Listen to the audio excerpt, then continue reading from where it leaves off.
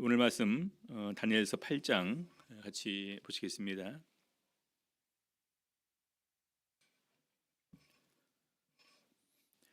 우리 다니엘서 8장 1절 같이 읽겠습니다.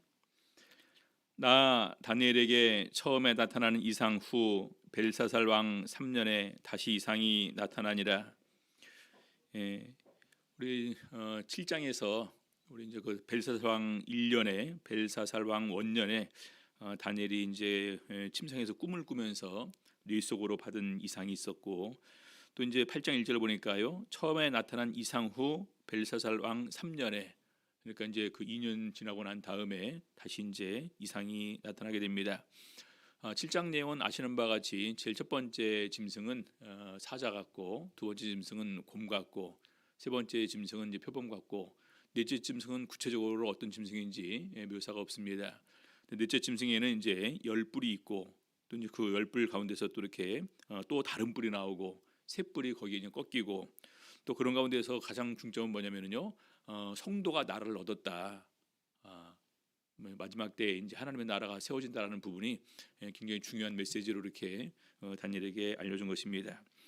자, 그런데 이제 우리가 기억을 할 것은요, 다니엘서 8장부터 12장까지는 선민의 역사와 함께 아울러 세계 나라의 흥망성쇠와 함께 아울러 그것이 선민에게 미치는 영향이 기록이 되게 됩니다.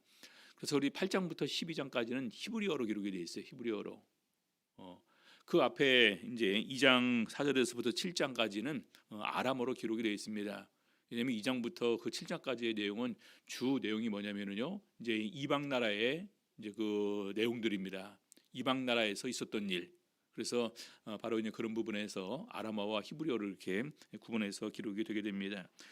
특별히 8장부터 12장까지 히브리어로 기록되어 있다는 것은 바로 이 내용은 하나님의 선민과 관계가 있는 내용이고, 특별히 하나님의 백성들이 알고서 예비해야 될, 또 준비해야 될 이런 중요한 내용들이기 때문에 특별히 이 부분은 히브리어로 같이 이렇게 기록이 된 것 같습니다. 그다음에 8장 계속해서 2절 보겠습니다. 내가 이상을 보았는데 내가 그것을 볼 때에 내 몸은 엘람도 수산성이 있었고 내가 이상을 보기는 을레 강변에 있었니라. 내 몸은 엘람도 수산성이 있었고 내가 이상을 보기는 을레 강변이라. 그래서 내 영혼이 빠져나가서 본 것인지, 원래 내가 엘람도 수산성이 있었었는데 을레 강변으로 가서 이제 거기서 이렇게 이제 본 것인지, 구체적으로 이렇게 이 부분은 나와 있지는 않습니다. 엘람도 수산성은 나중에 이제 그 바사 페르시아의 국의 수도가 되고, 나중에 이제 에스라와 느헤미야가 같이 이제 거기서 살면서 또 왕의 관리로 이제 쓰임 받은 이런 내용들이 기록이 되어 있습니다. 그래서 나중에 엘람도 수산성이라는 명칭은 그 후에 또 이렇게 자연스럽게 나오게 되겠죠. 8장 3절 보겠습니다. 내가 눈을 들어본즉 강가에 두 뿔 가진 수양이 섰는데 그 두 뿔이 다 길어도 한 뿔은 다른 뿔보다도 길었고 그 긴 것은 나중에 난 것이더라. 그래서 바로 이것은 메대와 페르시아를 의미합니다. 두 뿔 가진 수양, 처음에는 이제 메대와 페르시아였고, 두 뿔이 다 길어도 한 뿔은 다른 뿔보다도 길었고 다른 뿔보다도 더 긴 것, 이것은 바로 또 되게 힘이 강했다라는 것이고요. 그 긴 것은 나중에 난 것이더라. 그래서 메대와 페르시아로 시작했지만 나중에는 메대라는 이름은 사라지고 페르시아라는 이름만 이렇게 남게 됩니다. 그래서 나중에 나온 메대보다 나중에 나온 바사국이 메대국보다 더 강함을 이렇게 의미하는 것입니다. 자, 8장 4절. 내가 본즉 그 수양이 서와 북과 남을 향하여 받으나, 서와 북과 남을 향하여 받으라라는 것은 서쪽으로 남쪽으로 북쪽을 향해서 이렇게 공격을 해 들어가지만 그것을 당할 짐승이 하나도 없고 그 손에서 능히 구하리가 절대로 없으므로 그것이 임의로 행하고 스스로 강대하더라. 그래서 우리 7장에서는 이제 그 페르시아를 곰으로 이렇게 표현하고 있는데, 곰이 새 갈빗대를 물었다라고 이렇게 표현이 됩니다. 그래서 이것은 서쪽으로는 리디아, 북쪽으로는 바벨론, 남쪽으로는 애굽을 말하는데, 바로 우리 이제 그 페르시아가 그런 나라들을 공격을 할 때에 그 강성함이 엄청 강해서 감히 누구도 그것을 대적할 만한 이런 그 나라들이 없었음을 얘기를 하고 있습니다.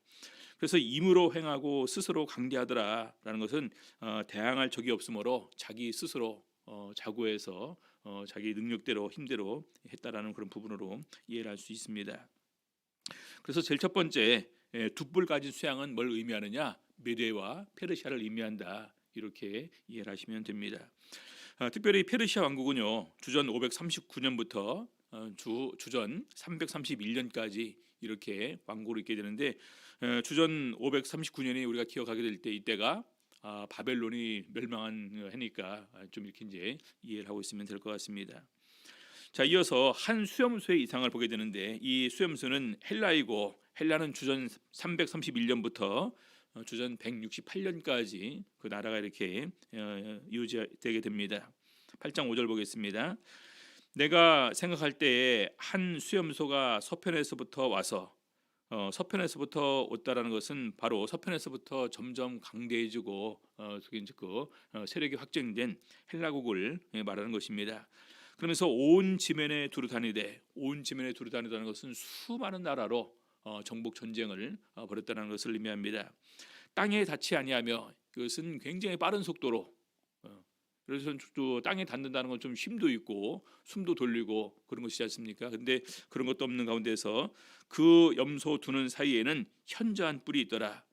현저한 뿔이라는 것은 굉장히 이제 우리 보기에도 눈에도 확실히 눈에 띄게 되는 눈에 띈다라는 것은 그만큼 명성도 있고 또 능력도 있는 그런 것을 의미하는 거죠. 그래서 현저한 뿔은 바로 알렉산더 대왕을 이렇게 의미합니다.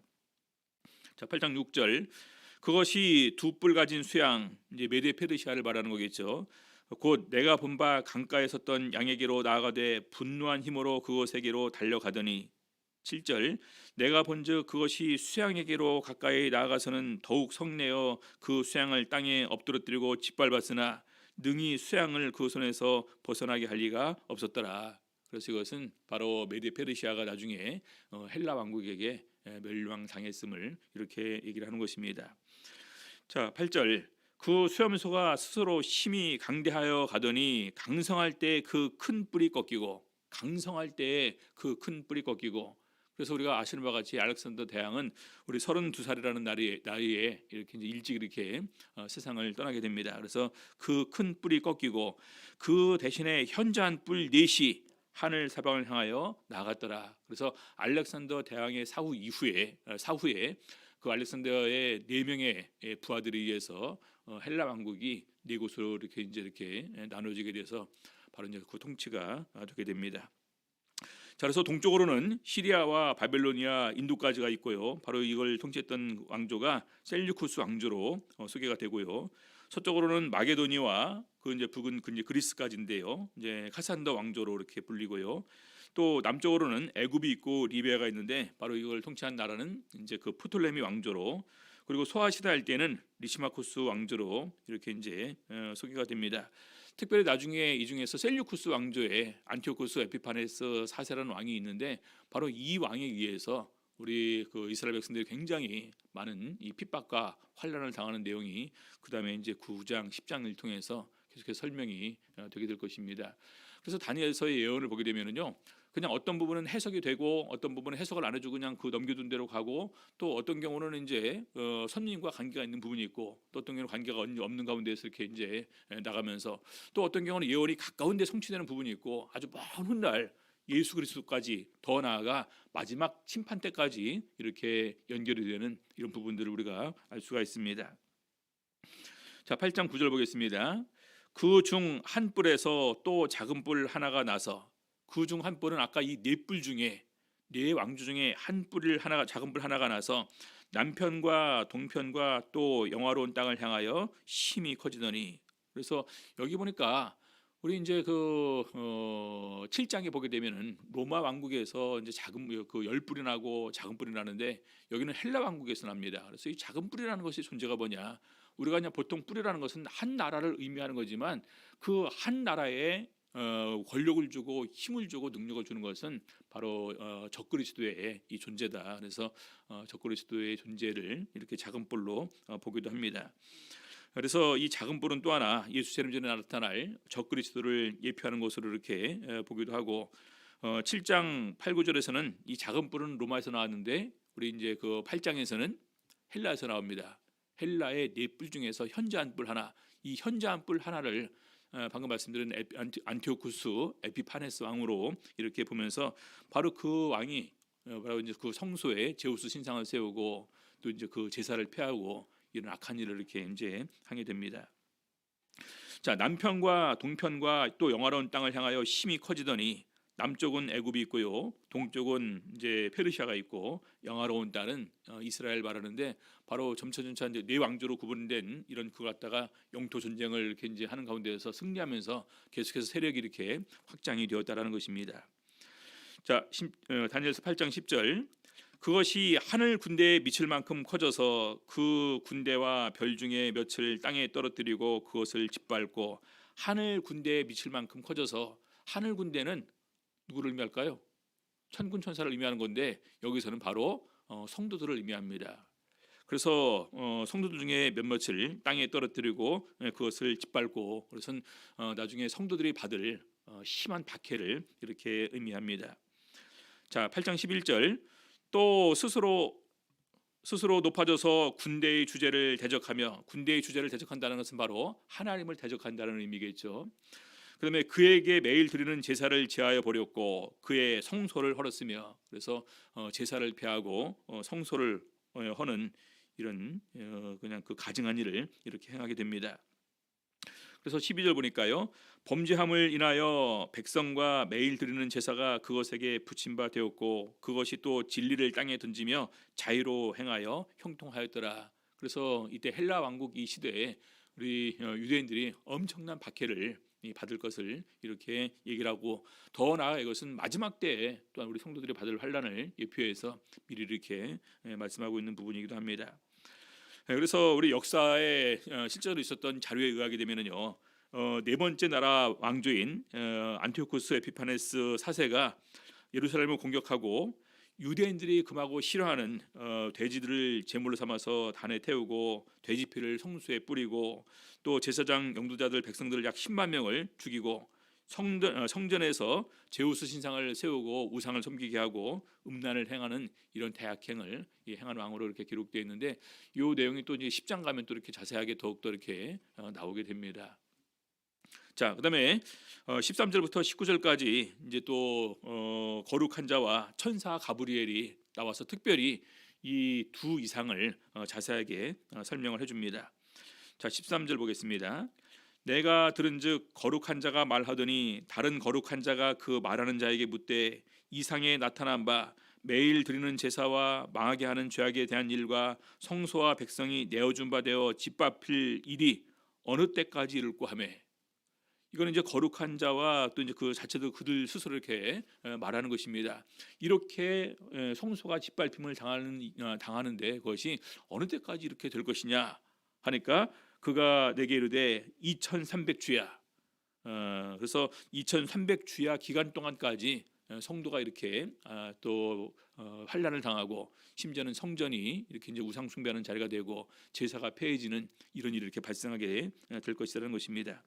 그래서 이것은 이 정한 때 끝에 관한 예언이다라는 부분이 8장 17절 19절 이렇게 나오는데, 여기에 2300주야를 보는 견해가 세 가지 견해가 있습니다. 근데 이 세 가지 견해도 어느 것이 맞다라고 단정을 안 짓습니다. 이것은 아직까지도 이렇게 우리가 확실하게 머리 편하기는 어렵지만, 아무튼 이제 나중에 10장을 해석할 때 이 부분을 그냥 이렇게 이제 그 연으로 해석해서 2300년은 이렇게 이제 보기도 이제 하는데요.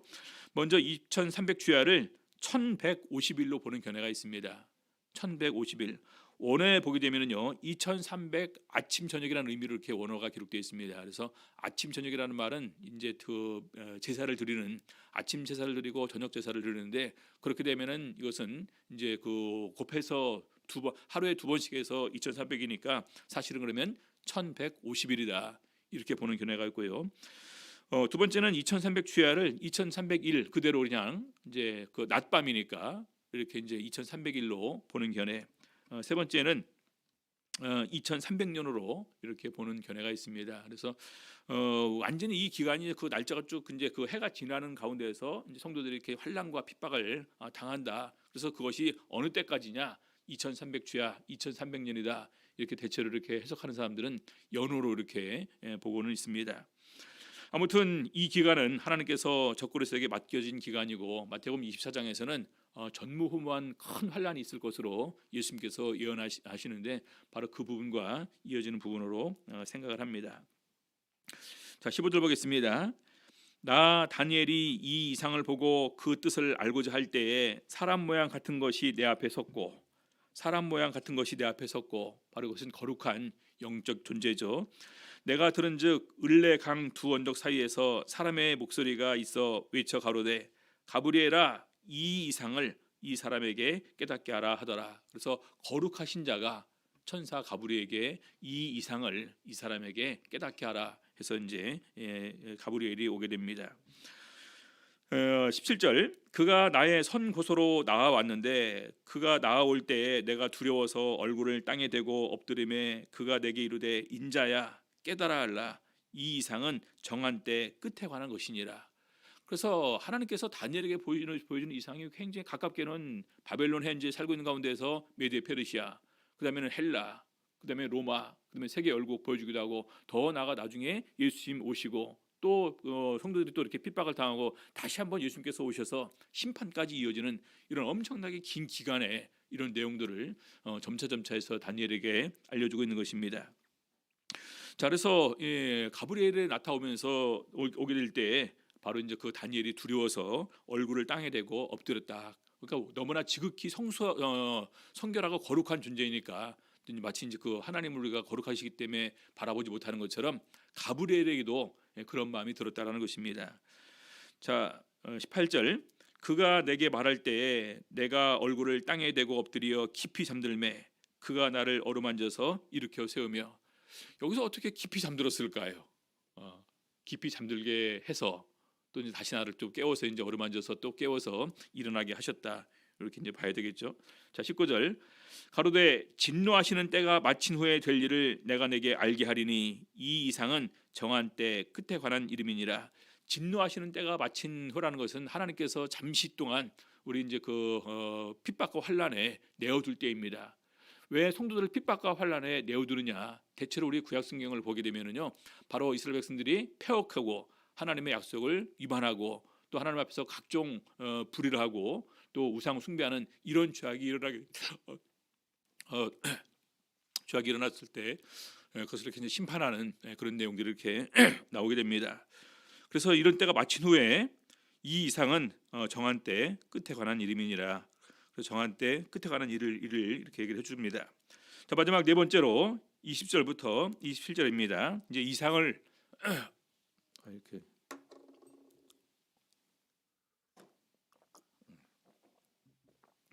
자, 이상을 해석을 바로 해주는데요. 네가 본 바 두 뿔 가진 쇠양은 곧 메대와 바사 왕들이요. 그렇죠? 그래서 두 뿔 가진 쇠양을 바로 해석을 해줍니다. 메대와 바사 왕들이요.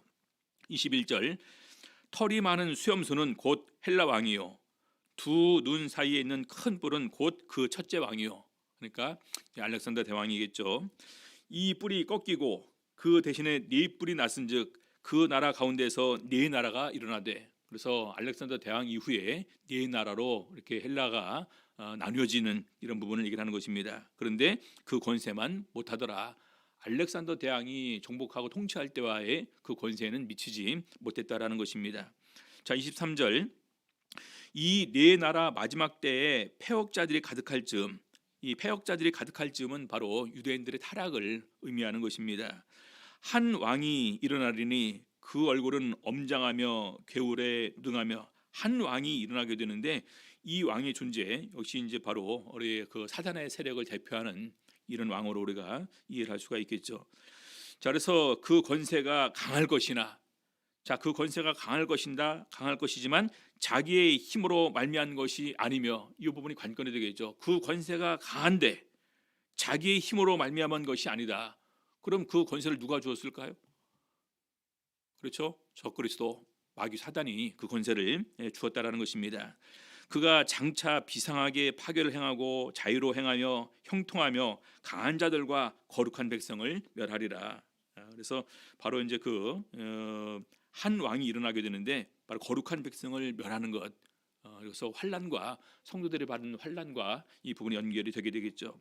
25절 그가 꾀를 베풀어 제 손으로 교회를 이루고 마음에 스스로 큰 체하며 또 평화한 때에 많은 무리를 멸하며 또 스스로 서서 만왕의 왕을 대적할 것이나 근데 보니까요 그가 사람의 손을 말미암지 않고 깨어지리라. 사람의 손을 말미암지 않고 깨어지리라. 그럼 누가 직접 하시겠다는 것입니까? 하나님께서 직접 그것을 치겠다라는 거예요. 그래서 마지막 때 이렇게 성도를 핍박하는 이런 크고 강한 이런 세력과 권력이 이렇게 일어날 것이지만 결과적으로 하나님 앞에서 한순간에 무너질 것을 말하고 있습니다. 자, 그러면서 26절 이미 말한 바 주야에 대한 이상이 확실하니 이것이 이제 관건이죠. 이미 말한 바 주야에 대한 이상이 확실하니 아까 이 주야는 몇였습니까? 2300주야. 그래서 이 2300주야라는 것이 굉장히 중요한 것이다. 근데 여기는 그것에 대한 해석이 없어요. 일단 8장에서는 없습니다. 그러니까 나중에 이제 이 부분이 이제 연결되는 10장에서 이제 보게 될 때 같이 이렇게 연관시어서 보도록 하고요. 이미 말한 바 주야에 대한 이상이 확실하니 너는 그 이상을 간수하라. 그래서 여기에서는 그냥 메데 페르시아 그다음에 헬라 이렇게만 해서 마지막 2300주야만 얘기를 해주고 일단 여기서 멈춥니다. 그래서 다니엘서를 보게 되면은요 어떤 많은 이상들은 내가 간수하고 있어라 또 어떤 것은 봉함하고 있어라 마지막 끝에 가는 것이다 아직 열리지 않은 것이다 라는 부분을 이렇게 얘기를 하는데 아무튼 이 부분에 이는 여러 날 후의 이름이니라. 그래서 많은 그 날이 지나고 난 다음에 실제로 이러한 일들이 유대인들에게 이렇게 임할 것을 얘기를 하고 있습니다. 그래서 마지막 절 27절 보니까요. 이에 나 다니엘이 혼절하여 수일을 앓다가 일어나서 왕의 일을 보았느니라. 내가 그 이상을 인하여 놀랐고 그 뜻을 깨닫는 사람도 없었느니라. 오직 다니엘만 아는 내용이고 다니엘만 깨달은 이러한 내용들이겠죠. 그래서 굉장히 깜짝 놀랐죠. 어떻게 이런 큰 일이 일어나게 됐을까? 그리고 그런 가운데서 나중에 우리 민족이 받날 대환란이 이렇게 있는 것을 보게 됩니다. 다니엘은 얼마나 두렵고 또 이렇게 슬프고 무서웠을까요? 그래서 그런 부분들을 생각하게 되면서 이런 세계의 모든 것이 역사적으로 이렇게 한 나라의 흥망성쇠 흘러가는 가지만 중요한 것은 하나님의 백성들을 위해서 세워지는 이 하나님의 나라 또 성도가 그 나라를 얻고 그 나라에서 우리가 특별한 하나님의 보호하심과 인도하심이 있지만 그럼에도 불구하고 이런 큰 환난이 우리들에게 임할 것이다라는 것입니다. 여러분 이런 환난이 임할 때 우리가 어떻게 해야지 그 환난을 이길 수가 있을까요? 예수님께서는 마태복음 23장에서 깨어 있어야 된다. 성령으로 깨어 있어야지만 이 환난을 이길 것을 계속해서 이렇게 증거하고 있습니다. 그래서 우리가 지금도 우리는 마지막 때가 됐다고 이렇게 얘기를 항상 이렇게 하고 있지 않습니까? 그래서 이럴 때 더욱더 우리가 신앙 안에서 깨어 있는 것이 중요하겠다. 여러분 지금 아무튼 코로나라는 이런 그 사태 때문에 정부에서 우리 사람들의 집합을 금지하고 더 나아가 예배도 금지하게 되는 이런 일이 이렇게 발생을 합니다. 물론 우리가 정부의 지침에 순종하기 위해서 예배를 이렇게 이제 앞서 못 드리고 있지만 결과적으로 엄밀하게 보게 되면은요 이것은 예배를 어떤 그 외부 세력에 의해서 예배가 폐해지는 것과 마찬가지다. 그렇죠? 그래서 이것은 우리 성도들에 있어서는 이것은 환난과 핍박이다. 라는 그런 부분을 우리가 이해를 하는 가운데에서 더욱더 우리가 영적으로 깨워서 하나님께서 우리에게 주시는 이런 구속의 은혜를 정말로 아무도 놓치지 않고 오히려 더욱더 넉넉하게 그 구원의 은혜에 참여할 수 있는 저희들의 삶이 되어야 되겠습니다. 자, 기도하시겠습니다. 우리 기도하실 때 중요한 것은 정말 이렇게 깨워서 신앙생활할 수 있는 저희들의 삶이 될 수 있도록 앞으로 우리 그 예배 생활에 이것보다 더 큰 핍박이 충분히 있다라는 것입니다. 이것은 우리 코로나는 굉장히 작은 일이에요. 우리 육체적으로 오는 핍박도 별로 없습니다. 생명 위험도 없어요. 기껏 해봤자 벌금입니다. 뭐 차라리 300만 원, 큰 교회에서 300만 원 아무것도 아니지 않습니까? 우리 모이면 벌금 10만 원, 10만 원 그냥 아무것도 아니에요. 그냥 주고서 내가 차라리 해도 됩니다. 근데 사실은 이것보다 더 큰 핍박과 환난이 우리 성도들에게 있다라는 생각을 우리는 꼭 가져야 되는데 그것은 바로 우리 신앙적인 핍박임을 우리가 꼭 기억을 하시고 그것을 이길 수 있도록 성령으로 깨어있는 저를 될 수 있도록 인도하여 주시옵소서. 기도하시겠습니다. 할렐루야. 주 예수 이름으로 기도하옵나이다.